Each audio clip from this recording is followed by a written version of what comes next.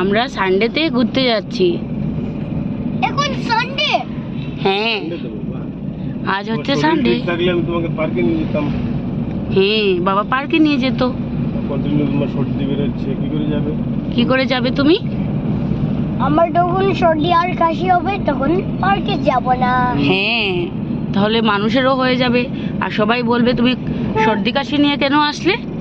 আর এই যে ফেরার রোডটা এখানে দাঁড় করে রেখেছে, কি? আমরা ওই দিক দিয়ে যাব। এই যে ফেরার রথ এইখানে কেন? এদিক দিয়ে আসবে। উড়িয়ায় কি জানি বলে, ফেরার রথকে কি বলে?